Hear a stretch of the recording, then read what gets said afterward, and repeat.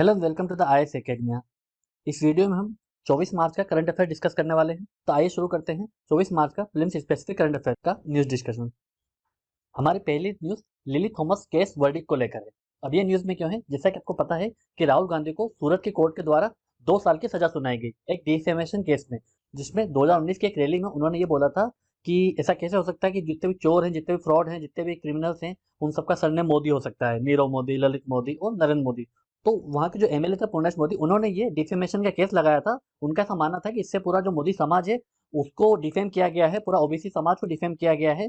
इस वजह से ये जो पूरा डिफेमेशन का केस आईपीसी की धारा 499, 500 और 504 राहुल गांधी के ऊपर चार्जेस लगाए गए थे। तो इसी केस में सूरत की कोर्ट ने राहुल गांधी को 2 साल की सजा सुनाई, बट उन्हें इमीडिएटली बेल ग्रांट कर दी गई। साथ ही साथ उन्हें 30 दिन का टाइम दिया गया ताकि वो इस सजा के अगेंस्ट अपील कर सकें हायर कोर्ट में। बट क्वेश्चन हमारे लिए यहाँ पे ये था कि इसके जस्ट बाद लोकसभा सेक्रेटरीट से एक नोटिस आता है जिसमें यह बताया गया कि राहुल गांधी की जो सांसदी थी, जो उनकी मेंबरशिप ऑफ पार्लियामेंट थी, वो डिस्क्वालीफाई कर दी गई। मतलब अब वो सांसद नहीं रहे। क्यों? क्योंकि लिली थॉमस केस में सुप्रीम कोर्ट ने यह बोला था कि अगर अगर किसी भी लॉ मेकर को हाई कोर्ट के द्वारा या फिर लोअर कोर्ट के द्वारा कन्विक्ट कर दिया जाता है ऐसे केस में जिसमें 2 साल से ज्यादा की सजा का प्रावधान है, उसे इमीडिएटली डिस्क्वालीफाई कर दिया जाएगा। तो इसी जजमेंट का हवाला देकर लोकसभा सेक्रेटरीट ने राहुल गांधी की सांसदी को रद्द कर दिया, उन्हें मेंबर ऑफ पार्लियामेंट के पोस्ट से डिस्क्वालीफाई कर दिया। बट हमें यहाँ पर यह जानना है कि एक मेंबर ऑफ पार्लियामेंट कितने तरीके से डिस्क्वालीफाई हो सकता है, क्योंकि यूपीएससी आपसे ये पूछ सकती है। तो सबसे पहले हमारे कॉन्स्टिट्यूशन में आर्टिकल 102 है और 191 है। तो आर्टिकल 102 क्या बोलता है कि जो मेंबर ऑफ पार्लियामेंट है, लोकसभा राज्यसभा, उन्हें डिस्क्वालीफाई किया जा सकता है अगर उन्होंने ऑफिस ऑफ प्रॉफिट होल्ड किया हुआ है, या फिर वो अनसाउंड माइंड के हैं, या फिर किसी प्रकार का इंसॉल्वेंट है उनके ऊपर, या उनके पास में वैलिड सिटीजनशिप नहीं हो। सेम आर्टिकल 191 अप्लाई होता है मेंबर ऑफ लेजिस्लेटिव असेंबली में, मतलब जो विधायक होते हैं स्टेट असेंबली के, उन पर भी सेम आर्टिकल अप्लाई होता है कि उन्हें भी डिस्क्वालीफाई किया जा सकता है अगर वो ऑफिस ऑफ प्रॉफिट होल्ड करते हैं, अनसाउंड माइंड के होते हैं, इंसॉल्वेंट होते हैं, या फिर नॉट हैविंग वैलिड सिटीजनशिप। तो ये ग्राउंड के आधार पर उन्हें डिस्क्वालीफाई किया जा सकता है। इसमें जो फैसला होता है वो स्पीकर लेते हैं, जो चेयरमैन होते हैं असेंबली के, वो ये डिसीजन लेते हैं। अब सेकंड क्राइटेरिया क्या है? 10 शेड्यूल के प्रोविजन के द्वारा किसी को डिस्क्वालीफाई किया जाए। तो 10 शेड्यूल में क्या है? एंटी डिफेक्शन लॉ है। एंटी डिफेक्शन मतलब अगर कोई सांसद या कोई विधायक अपनी पार्टी छोड़ता है तो वो डिस्क्वालीफाई कर दिया जाएगा, या फिर अपनी पार्टी के स्टैंड के अगेंस्ट वोट करता है हाउस में, तब भी वो डिस्क्वालीफाई कर दिया जाएगा, या वो पार्टी द्वारा जो व्हिप जारी होता है उसको फॉलो नहीं करता है तब भी वो डिस्क्वालीफाई कर दिया जाएगा, या फिर किसी दूसरी पार्टी को ज्वाइन करता है तब भी डिस्क्वालीफाई कर दिया जाएगा, या फिर कोई इंडिपेंडेंट मेंबर है वो अगर किसी पार्टी को ज्वाइन करता है तब भी डिस्क्वालीफाई कर दिया जाएगा, या फिर कोई नॉमिनेटेड मेंबर है अगर वो 6 महीने के बाद किसी पार्टी को ज्वाइन करता है तो वो डिस्क्वालीफाई कर दिया जाएगा। तो ये ग्राउंड बनाए गए थे एंटी डिफेक्शन लॉ में। ये जो डिस्क्वालिफिकेशन होता है ये भी स्पीकर या फिर जो चेयरमैन होते हैं हाउस के, वो इस पर डिसीजन लेते हैं।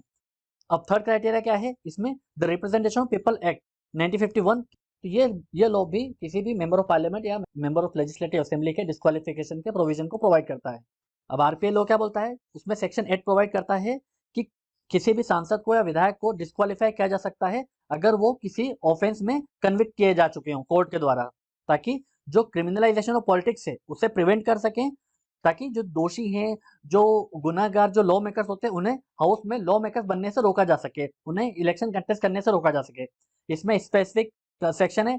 तो इस आरपीए लॉ के सेक्शन 8 के क्लॉज 1 में साफ साफ मेंशन है कि अगर कोई मेंबर ऑफ पार्लियामेंट या कोई विधायक किसी प्रकार ऐसे ऑफेंस में जिसमें दो ग्रुप्स के बीच में एनमिटी क्रिएट करना, या वो ब्राइबरी के ऑफेंस में कन्विक्ट हुआ हो, या इलेक्शन में कोई अनड्यू एक्ट किया हो, ऐसे केसेस में मेंबर ऑफ पार्लियामेंट और मेंबर ऑफ लेजिस्लेटिव असेंबली को डिस्क्वालीफाई कर दिया जाता है। हालांकि इसमें डिफेमेशन नहीं आता है, बट सेक्शन 8(3) बोलता है कि किसी भी ऑफेंस में अगर उसकी सजा 2 साल से ज्यादा है तो वो डिस्क्वालीफाई कर दिया जाएगा। बट यहाँ पर ऑफेंस जो है वो क्लियरली मेंशन है, और यहाँ पर सिंपल सजा बताई गई कि अगर 2 साल से ऊपर की सजा होती है तो आपको डिस्क्वालीफाई कर दिया जाएगा। सेक्शन 8 क्लॉज 1 में बोलता है कि एनमिटी नहीं क्रिएट करना है दो ग्रुप्स के बीच में, ब्राइबरी नहीं देना है आपको, और किसी भी इलेक्शन अनड्यू इन्फ्लुएंस नहीं रखना है। तो ये दो इंपॉर्टेंट प्रोविजंस है हमारे आरपीए लॉ में, रिप्रेजेंटेशन ऑफ पीपल एक्ट।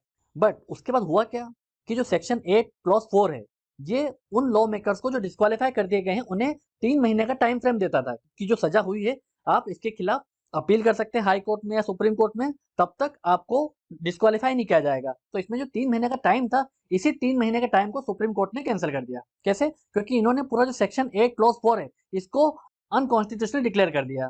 और ये जजमेंट दिया गया था सुप्रीम कोर्ट के 2013 के लैंडमार्क जजमेंट में lily Thomas versus union of India. इसमें ये बोला गया था कि जैसे ही आप डिस्क्वालीफाई होते हो, आपके पास 3 महीने का कोई टाइम लिमिट नहीं होती है, आपको सीधे सीधे डिस्क्वालीफाई कर दिया जाएगा। हालांकि जो 2018 का जो लोक प्रहरी versus union of India case है, इसमें सुप्रीम कोर्ट ने ये क्लेरिफिकेशन दिया था कि जो डिस्क्वालिफिकेशन है वो भी सस्पेंड हो जाएगा अगर जो हायर कोर्ट होती है तो वो किसी मेंबर ऑफ पार्लियामेंट या मेंबर ऑफ लेजिस्लेटिव असेंबली के कन्विक्शन को सस्पेंड कर देती है, तो उसका जो डिस्क्वालिफिकेशन है वो भी सस्पेंड हो जाएगा। तो ये 2 केस हमें याद रखना है, एक तो लिली थॉमस केस और एक लोक प्रहरी versus union of India case. और यहाँ पर हमें ये भी याद रखना है कि कितने ग्राउंड्स हैं किसी मेंबर ऑफ पार्लियामेंट या मेंबर ऑफ लेजिस्लेटिव असेंबली को डिस्क्वालीफाई करने के। और रिप्रेजेंटेशन पीपल एक्ट में जो सेक्शन 8 और सेक्शन 3 है वो हमें याद रखना है, क्योंकि यूपीएससी इस पर क्वेश्चन पूछ सकती है, तो हमें पता होना चाहिए। अब चलते हैं आगे। हमारी अगली न्यूज खांडगिरी और उदयगिरी केव्स को लेकर है। अब ये न्यूज में क्यों है? दरअसल जो आर्कियोलॉजिकल सर्वे ऑफ इंडिया है एएसआई, उसने ये बताया है कि जो खांडगिरी और उदयगिरी केव्स हैं उनमें इरोडिंग देखा जा रहा है और वो बहुत जल्दी से डिटेरिएट हो रही हैं, तो इन्हें और ज्यादा प्रोटेक्शन देने की आवश्यकता है। बट हमें यूपीएससी के पर्सपेक्टिव से खांडगिरी और उदयगिरी केव्स के बारे में पता होना चाहिए, क्योंकि 2020 के प्रीलिम्स में यूपीएससी इस पर क्वेश्चन पूछ चुकी है। तो बेसिकली खांडगिरी उदयगिरी केव्स क्या है? ये रॉक कट केव्स हैं, मतलब रॉक को जो काट कर इस टाइप के जो केव्स हैं वो बनाए गए थे। और ये किसके द्वारा बनाए गए थे? ये कलिंग जो रूलर थे खारवेला, उनके द्वारा ये केव्स बनवाए गए थे। ये कहाँ बनवाए गए थे? ये भुवनेश्वर के पास बनाए गए थे, इसलिए इन्हें कटक केव भी बोला जाता था पहले। और ये फर्स्ट सेकेंड सेंचुरी बीसी के आसपास ये केव बनवाए गए थे। और between 7th and 12th century Udayagiri को बुद्धिस्ट सेंटर के रूप में भी देखा जाता था, जिसे माधवपुरा महावीर के नाम से जानते थे। बट यहाँ पर हमें ये याद रखना है कि ये जो केव्स हैं खांडगिरी और उदयगिरी केव्स, ये मोस्टली जैन के लिए बनवाए थे, जैन मॉन्क्स जो होते थे उनके लिए बनवाए गए थे, क्योंकि यूपीएससी ने यहीं पे क्वेश्चन पूछा था कि क्या जो खांडगिरी उदयगिरी केव्स हैं ये बेसिकली मोस्टली बुद्धिस्ट मॉन्क के लिए बनवाए गए थे। तो ये ऑप्शन गलत था, क्योंकि ये जो केव्स थी ये मोस्टली जैन मॉन्क्स के लिए बनवाए गए थे। और जो खारवेला जो किंग थे ये खुद भी जैन धर्म को फॉलो करते थे, हालांकि लिबरल थे दूसरे धर्म के प्रति भी। बट ये जो पर्टिकुलर केव्स है खांडगिरी उदयगिरी, ये मोस्टली जैन मॉन्क्स के लिए बनवाए गए थे। उदयगिरी में टोटल 18 केव्स हैं और खांडगिरी में टोटल 15 केव्स हैं। इनमें कुछ इंस्क्रिप्शन भी मिले हैं जो ब्राह्मी स्क्रिप्ट या फिर देवनागरी स्क्रिप्ट में लिखे गए हैं। इसमें हाथी गुफा, अनंत गुफा, गणेश गुफा, जय विजय गुफा, मनकपुरी गुफा, बाघा व्याघ्र व्याघ्र गुफा, सर्प गुफा, तो ये इसके कुछ फेमस केव्स हैं। तो हमें बेसिकली 3 फैक्ट याद रखने हैं। ये एक रॉक कट केव्स हैं, दूसरा ये खारवेला किंग के द्वारा बनवाए गए केव्स हैं, तीसरा ये मोस्टली जैन मॉन्क्स के लिए बनवाए गए थे। तो ये फैक्ट यूपीएससी ने 2020 के प्रीलिम्स से पूछा था। अब चलते हैं आगे। हमारी अगली news call before you dig application को लेकर है। ये जो ऐप है ये किसने लॉन्च करी है? ये प्राइम मिनिस्टर नरेंद्र मोदी जी ने इसे लॉन्च किया है। इसका मेन मकसद ये है कि जो एक्सकेवेशन होती है, जो खुदाई होती है हमारे शहरों में, ठीक है, तो उसके कारण जो अंडरग्राउंड जो हमारी केबल्स होती हैं ऑप्टिकल फाइबर की, वो कट हो जाती है, वो खराब हो जाती है। साथ ही साथ कुछ पाइपलाइन खराब हो जाती हैं, जो गैस पाइपलाइन होती है वो उनको नुकसान पहुंचता है। तो इसकी वजह से जो एक्सकवेशन होता है, जो खुदाई होती रहती है साल भर सड़क बनाने के कारण या फिर कोई नई पाइपलाइन बिछी होती है तब भी कुछ हो रहा होता है, ऐसे में हर साल 3000 करोड़ का नुकसान हो जाता है। खास कर ये नुकसान होता है ऑप्टिकल फाइबर के केस में।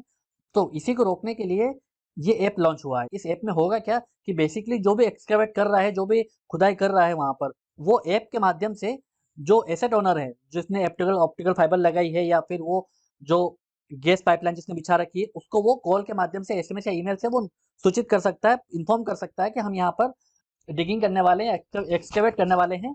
तो वो जो पोटेंशियल लॉस है उसे हम कम कर सकते हैं, कोऑर्डिनेट कर सकते हैं कि जिससे हमारा जो नुकसान है वो कम से कम हो। प्लेन्स के पर्सपेक्टिव से हमें ये याद रखना है, ये किसने इनिशिएट किया है? ये डिपार्टमेंट ऑफ टेलीकम्युनिकेशन का है, मिनिस्ट्री ऑफ कम्युनिकेशन के अंदर आती है, ये इस मिनिस्ट्री के अंदर आता है। तो आपसे सिंपल क्वेश्चन ये पूछा जा सकता है कि call before you dig app क्या है, या इसका ऑब्जेक्टिव क्या है, या ये किस मिनिस्ट्री का इनिशिएटिव है? तो ये मिनिस्ट्री ऑफ कम्युनिकेशन का इनिशिएटिव है, जिसमें जो भी एक्सकवेशन होती है, जो भी अंडरग्राउंड जो भी यूटिलिटी होती है, उनको नुकसान ना पहुंचे, इसके लिए एक ऐप लॉन्च किया गया है, जिससे जो एक्सकवेटर्स हैं और जो एसेट ओनर्स हैं दोनों आपस में कम्युनिकेट कर सकते हैं वाया एसएमएस, ईमेल या फिर नोटिफिकेशन के जरिए से। और इसे हमारे प्रधानमंत्री नरेंद्र मोदी जी ने लॉन्च किया है। अब चलते हैं आगे। हमारी अगली न्यूज पेटेंट एवरग्रीनिंग को लेकर है। अब हुआ क्या है, दरअसल इंडिया ने जो जॉनसन ने जो मेडिसिन बनाई थी बेडाक्विलिन, ये मेडिसिन किसके लिए थी? ये मल्टी ड्रग रेजिस्टेंस टीबी के लिए थी। मल्टी ड्रग रेजिस्टेंस क्या होता है? जब टीबी के पेशेंट को फर्स्ट लाइन ड्रग्स दी जाती है, आइसोनियाजिड, राइफेमसिन, तो इस टाइप की जो फर्स्ट लाइन ड्रग्स जब दी जाती है, जब वो असर नहीं करती है, क्योंकि जो टीबी होता है वो इन मेडिसिन के अगेंस्ट रेजिस्टेंस हासिल कर लेता है, तब उसे मल्टी ड्रग रेजिस्टेंट ड्रग दिया जाता है, जिसका नाम है बेडाक्विलिन। ये ड्रग किसने बनाई है? ये जॉनसन एंड जॉनसन ने बनाई है, जिसके लिए इस कंपनी ने पेटेंट हासिल किया था 20 साल के लिए। अब हुआ क्या है, तो इसने फिर से पेटेंट के एक्सटेंड के लिए अप्लाई किया है, तो जो इंडिया ने रिजेक्ट कर दिया है, क्योंकि आपने ऐसा कोई नया फॉर्मुलेशन नहीं बनाया है, ये सेम ड्रग है जिसमें कुछ छोटा मोटा अपने चेंजेस किए हैं, इस वजह से इसकी जो एफिकेसी है उसमें कोई ज़्यादा चेंजेस नहीं आए हैं, तो इसके पेटेंट को एक्सटेंड नहीं किया जा सकता, क्योंकि अगर इसके पेटेंट को एक्सटेंड किया तो ये पेटेंट एवरग्रीन हो जाएगा। तो कोई दूसरा जो व्यक्ति होगा, जो दूसरी जो कंपनी होगी, वो इस ड्रग को बना ही नहीं पाएगी, इससे जो ड्रग की प्राइस है वो भी कम नहीं हो पाएगी। और अगर इसकी पेटेंट को हम खत्म करते हैं तो इसकी जो कॉस्ट है बेडाक्विलिन की, वो 80% से कम हो जाएगी, क्योंकि जो अदर कंपनीज हैं उन्हें भी ड्रग बनाने का मौका मिल सकता है। तो ये पेटेंट एवरग्रीन क्या है? देखिए, जब भी कोई नई दवाई आती है, कोई मेडिसिन आती है या कुछ भी नया जो बायोलॉजिकल अगर कुछ बनाया जाता है, तब ऐसे केसेस में उनके इनोवेशन को प्रोटेक्ट करने के लिए उन्होंने जो रिसर्च एंड डेवलपमेंट की होती है, जो इन्वेस्ट किया होता है, उसको प्रोटेक्ट करने के लिए उन्हें पेटेंट ग्रांट किया जाता है।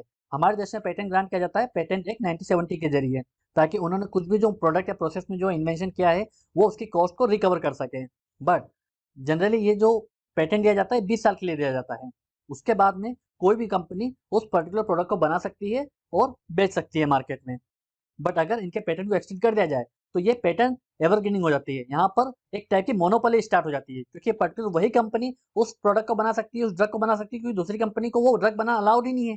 तो इससे कॉम्पिटिशन कम होता है और जो कंपनी है वो मन माने तरीके से प्राइस चार्ज करती है, तो ये हमारे हेल्थ सेक्टर के लिए अच्छा नहीं है, और जो अफोर्डेबिलिटी होती है, जो हमारे लोअर इनकम पीपल होते हैं, उनके लिए अच्छा नहीं होता है।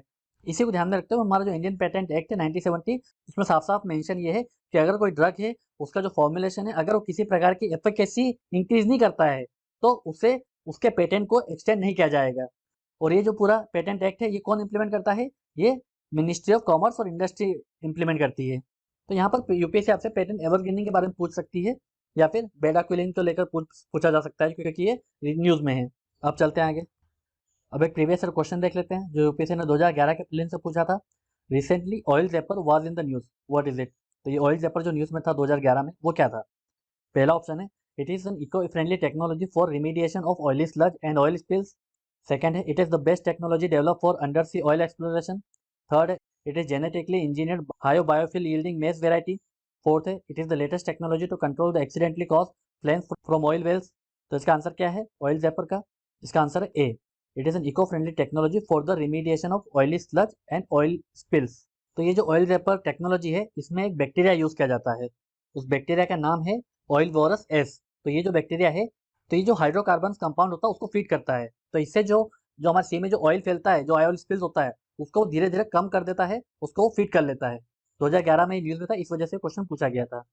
इस वीडियो के पीडीएफ को डाउनलोड करने के लिए आप हमारे टेलीग्राम चैनल को ज्वाइन कर सकते हैं। ऐसे और करंट अफेयर वीडियोस के लिए आप हमारे यूट्यूब चैनल को सब्सक्राइब कर सकते हैं। आज के वीडियो में सिर्फ इतना ही है। Thank you very much.